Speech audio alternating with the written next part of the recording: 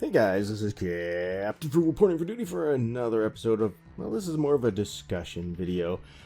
Chuck Dixon recently explained why Manga wipes the floor with American comics. I know this can be controversial, and a lot of people have covered it, but I wanted to digest it, think about it over time, and you know what, I've also, which did something I usually don't do, is I listened to some other people's takes about it at first, just to get a feel, and while I was processing it. By the way, one of the ones I listened to is Nerdad's Newsstand. If you're not subscribed to that channel, which, to be honest, if you're listening to mine, you probably are. Her channel's a lot bigger than mine.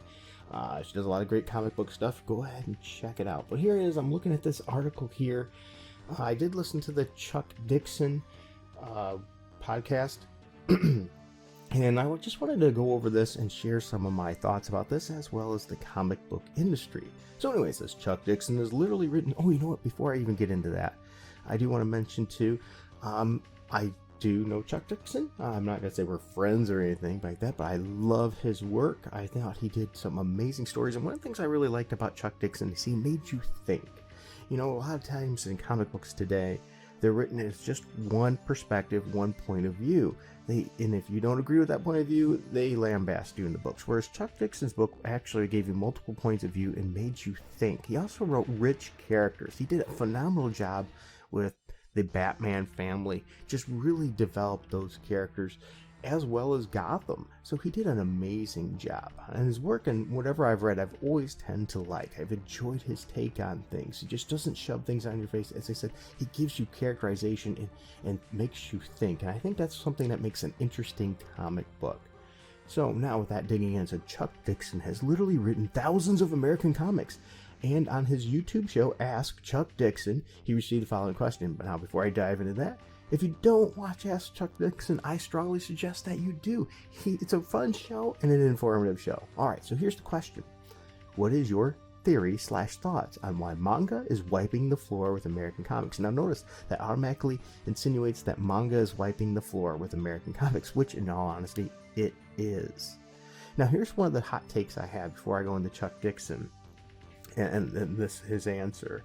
One of the common themes I keep hearing is people going, they mention, well, you know, the comic industry is going down. Yeah, and the sales are down. Okay, and there's a multitude of reasons. One is people don't want to read things that are constantly preaching to them and talking down to them and bashing them. They've cut their market down. Really, when you have only one ideological viewpoint, you've cut your viewers, your readers, if you will, down to that half. You know, go back to very smart people in this case, like Michael Jordan, that said Republicans buy shoes too. And that's the thing. You can't cut your market in half and expect to not see a drop. So that's one of the reasons. Another one is the price point has become astronomical. Comics used to have a price point where they're easily discretionary income purchases. You could get your lunch and get a comic book and read a comic while eating your lunch. You just don't really have that today. The investment is just too high. Now, it might be an okay investment for something that you're already sold on and you love and you want to keep reading and keep continuing getting. But for somebody new that to test the waters and try out all these books, the cost of entry is incredibly high. So that's another problem. Now, one of the common theories too I hear people mentioning is when they compare manga, to other books, they go like, well, books like Captain America and things never sold well. That is not true.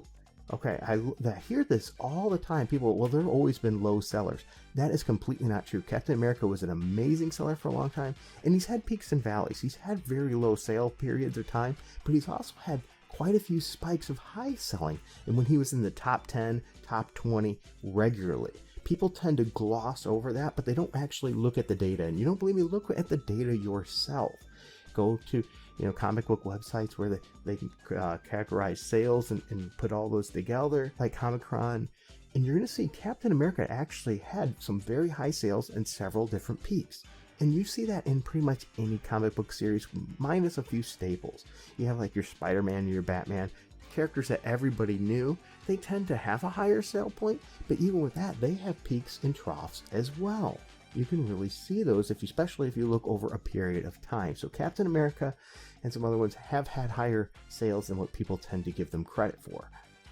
All right, now let's get back into Chuck Dixon's answer. The question arrives at 2026 in the video, and Dixon chuckles while he reads it. And then he goes on to give a detailed answer. Here we go, quote, "It's not too hard to figure out, really," he said. And he's right. There's a lot of dedication, passion, and craft in manga comics. And that's missing almost entirely from the big two. And I think part of the reason that's missing from the big two is a lot of it's nepotism. They only hire people that they're buddy-buddy with, and we tend to, when we're buddy-buddy with people, we tend to have a lot of similar beliefs with those people. A lot of people really struggle being buddies with people with very different ideological views. It's a topic that comes up, and we tend to not like to discuss. The nepotism in the industry, once again, is giving this that shallow 50% view, cutting the audience in half at best. And that misses even more than that, because I'm saying 50 is left or 50 is right. There's a lot in the middle that don't like to deal with that either. Matter of fact, there's even ones on the left that don't. I've said this years ago. A gentleman I know, he's done some podcasts with me. He's very big into the left side over right, and he even couldn't stand the overt, in-your-face lefty point of view. Really tearing up the market, if you will. And so, from the big two, your Marvel and DC still run the store here, he said. They still are the market leaders, and unfortunately, there is no variety there. There's nothing really different. There's not something for everybody the way there is in manga, and there it captures it. Marvel might have 50 different books out. DC might have 35 different books out, but they all tend to skew one way, and they all tend to, which I will say there is some, we're starting to get more variation. We're starting to see some more books on magic, sorcery, and different kinds of things. Like I love seeing the zombie spin-offs and things like that from the market. And those are wonderful. And we're starting to get a little bit more of that. But there's a difference when we say variety, besides saying that we have 50 titles, but they're all superheroes and they all have one ideological viewpoint. That's a big problem right there. And they tend to miss that. Here's another very important part. He went on, it's not hard to see. The artwork is attractive, and he's talking about manga. It's different, it's engaging, it's interesting, it's varied. So there's a lot of reasons to like manga, and not a whole lot of reasons to like what's out now, because what's out now for the big two is, for the most part, poorly crafted. There are a few exceptions, but for the most part, it's poorly crafted, poorly conceived, and there's an obvious political agenda to everything, and there's no variety. Now, some people go, well, there's always politics in comics. Yeah, I get that. And there was. I'm not arguing that fact. But if you look, over the years, it's become more in your face. Now, there's been occasional issues here once in a while back in the past that were definitely in your face. And they were definitely ham-fisted. And you look, those are the ones that usually came off as poorly conceived and poorly crafted. They weren't good. Spider-Man, for example, has had a few of those. With Jerry Conway. Jerry Conway's wrote some great Spider-Man stories, but a couple of them, he really interjected his politics, and those always stood out as the crappier comics of the era that he wrote. And that's the problem there. There's no variancy. There's no think for yourself. It's, hey, believe this. And it makes the story really ridiculous. Because let's be honest, a lot of times there's more nuance in life. And they write it so poorly because they're so slanted that they can't see anything else. And there's the problem. The nepotism keeps bringing that in. We have more people like that. It's not how good of an artist you are that gets you in now. There's always a bit of who you know in hiring, let's be honest. But now it's pretty much, well, if you don't believe this way, we're not going to hire you, no matter if you're a top-selling artist. And we see that in a lot of writing as well. Well, we're going to bring this person in, even though they have hardly any experience in writing. But they really believe strong in this, and they wrote an article about this political agenda. So boom, they bring those in. And then we end up with things like Ta-Nehisi Coates' Captain America, which sold poorly and deserved to. It was a crappy written Captain America. And then they want to talk about, well, he lives for the American dream, not what America is. Well, yeah, okay. But with American Dream, they taint what the American Dream is. They don't understand what the American Dream is in the first place. These writers don't. Because all we want to do is see it based on one ideological viewpoint. Whereas that's missing the American Dream right there. It makes no sense. Think about it. The American Dream is everybody should have viewpoints. We're a melting pot. But they missed that part completely. It's amazing how slanted they are. Now he continues to go on. In Japanese manga, there's golf comics. Now, hey, don't laugh. Golf is a huge sport, okay? And might not sell the best. I don't know. But you know what? Matter of fact, I know a guy that golfs that likes this kind of stuff. So, hey, there's a market for it. There's not one comic about golf in the United States. Once again, I don't know if that would sell, but then again, we had ninja golf and video games. That was freaking awesome. Now, there's a multitude of manga about golf, and I've made reference on these videos to one of my favorite manga, which is about fishing. It's just about fishing. Notice that. You know, in the States, we tend to miss those things. Sometimes, yeah, slice of life comic books, not my thing in general, but you know what? There could be a market for it. Why don't we see these kinds of things? And here's one of the big reasons. Marvel and DC are out of ideas, and they're too afraid to take risks. And we've seen that consistently. That's why instead of creating a new character for minorities or whatever, they want to brag how great they are, they just shoehorn, push out an old character and put that same name on them because they know name recognition for marketing. It is lazy, very lazy, and has no risks. You will never really grow if all you're doing is doing that. We see it with companies all the time. They'll take a product, successful, reverse engineer it, and slap their name on it, make it cheaper or whatever. And of course, it never will sell as much as the original. It usually sells much less. But it's easy and it's less likely to fail. And Marvel and DC are at the point right now, they're selling so poorly, they're afraid to try and have the ability. They might not even be allowed to take any risks at this point because all they're doing is failing. Take some risks. People want characters. I have newsflash for lots of black people love Superman and Captain America and all these other characters. You do not have to be the same color of a character in order to enjoy them. That's their viewpoint that's getting pushed on everybody. I love Luke Cage. He's one of my favorites. I loved issues with him and Iron Fist together. I thought the Falcon was amazing. I loved him in the Captain America books. You know, once again, this is an issue with this particular group of people that nepotism keeps bringing in, is that we have to look like the characters. I never had to see a kid that had to look like a Teenage Mutant Ninja Turtle to enjoy Teenage Mutant Ninja Turtles. That's a parental issue. That's an adult issue being shoved down to children. And children don't buy into that crap. They don't care about that at all. My daughter thinks the Black Panther is awesome and loves the Black Panther. She's white. Sorry. And she's a girl, not a boy. And she doesn't need the Black Panther to be a guy. I mean, to be a girl, to like him. That's, once again, an adult issue. And that's a lot of the meat here I think you could tend to get into. Chuck Dixon says, it's not about vampires, fishing, or another planet, or witches, fishing, or fishing after a zombie apocalypse. This is about guys fishing, surf casting, and whatever. Fishing from boats, fishing on the shore, fishing from the banks of rivers, and the stories are fascinating and beautifully drawn and beautifully realized. How many books right now in the US from Marvel and DC can you say are beautifully drawn? They're really, let's be honest, mediocre. I mean, there's some amazing artists out there still. There's amazing artists doing it, but a lot of these books we're getting, the art is just, I mean, once again, I get some hate for this, but I'm a Captain Marvel fan. I liked her, of course, when she was Carol Danvers, you know, Miss Marvel. She was amazing at her runs. I have those. I don't mind this outfit change, though I love the black. Don't get me wrong. But the other one it does is a throwback in a respect to Captain Marvel. I get it, and I like that. But the artwork in them has, for the most part, been terrible. And so they don't let that character shine. Look good. And they've been so pandered to one side and so much in your face about one-note characters rather than giving us real characters with real depth. Why can't we have a Carol Danvers that loves fishing? But no, we have to have it all in one point, right? Why can't we have an Iceman that if they decide to change him, and even though he had years of history and change him gay, the whole book was focused on him being gay. Why can't we have a gay character that has other things?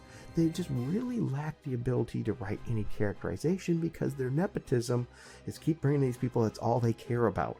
And that's all they can write about and all they focus about. Too busy pushing that agenda and that mission, that message they want to get us onto. Another quote says, but here, what do we get? We get superheroes and poorly done superheroes. Exactly. If you want to give us a new Miss Marvel, give us a Miss Marvel that's unique and different. Yeah, there is some uniqueness and differences to that character, but once again, it goes right back to the political pandering constantly. Focus on other things on that character. Can that be part of them? Absolutely. But it doesn't need to be the mainstream part of every story. Right? When we had She-Thor, why did it have to be all about gender? There's so many other facets of that character, but see, that's all they see. That's the problem, and that's boring. That's uninteresting, and nobody wants to read about that crap. There really isn't anything else at the mainstream companies. It's superheroes, superheroes, superheroes, and I love superheroes. And they're all avatars for the writer's political agenda, and right there it is. They're, instead of being the character they were. You look at early Captain America. Captain America was for the American dream. Captain America has not been for the American dream. They just say it. They want Captain America's for the American dream of our viewpoint only. That's what they want, which is the exact opposite of what we actually want with Captain America. And they're tiresome. Boy, is he right. They're not particularly well drawn. He's right.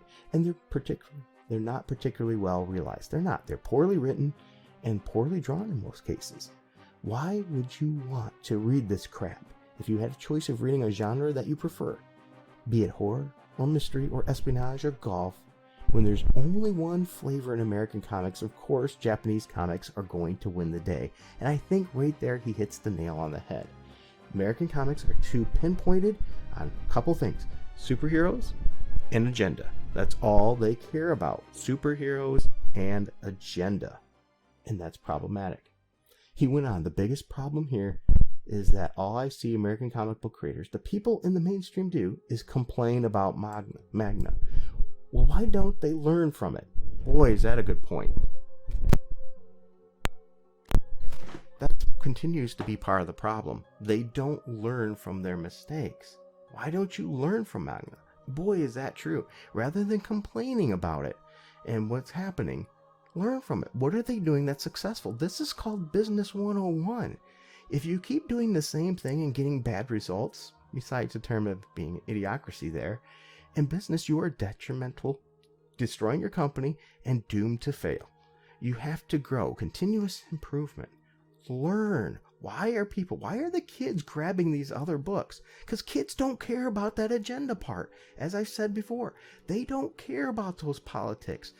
They don't see that. It's the adults seeing that, pushing those problems onto the kids. My kids do not see people of different color and think any different of them. They hug each other, they love each other, they play, because it's an adult issue being pushed to kids that kids don't care about. So kids are going to read things like Dog Man and Manga instead, that characters have more depth and more variety. Why don't you look at what Manga is doing and do that? And I don't mean draw people with huge eyes and lots of speed lines. Do more varied stories. Do more, complex stories. And I agree there too. Kids are smarter than people realize. People don't give kids enough that they deserve of that. They can understand complex stories. Yeah, some might be a little over their heads, but that's great. Have a comic book that both parents and kids can read. We see this in movies all the time. There's kids' movies that have adult humor that go above the kids' heads. Well, if that's the case, then you can sit down and discuss those things with the kids. How awesome is that? Plus, they put more into the artwork. Boy, do they put more effort into the craft. They really do. They put a lot more effort, and there you see it. You see better art, better stories. No wonder it's kicking the crap out of the big two in comics. And then it says, while he thinks comic book writers ought to look toward manga, he doesn't mean just copy it. If they try to copy it just like they did in the 90s here in the United States, they'll just get it all wrong. And he's right. Utilize the concepts, the ideas, and put them into something of your own. They don't know what they're doing. They have no interest. They're just complaining about it as if they're going to get any more readers. I don't see the mainstream, the big two, ever catching up. And he's right. What did the big two do? They piss and moan. Look at the writers, go on Twitter and things, and you'll see you might not ever want to read their books again, because all they want to do is complain and shove. If you don't read something, it's because you're a phobe or an ist. It's not possible because the story sucks, the artwork sucks, the characters don't have any variation. All they want to do is point the finger of blame because that's all they see. They can't get past that, and they have not learned their lesson.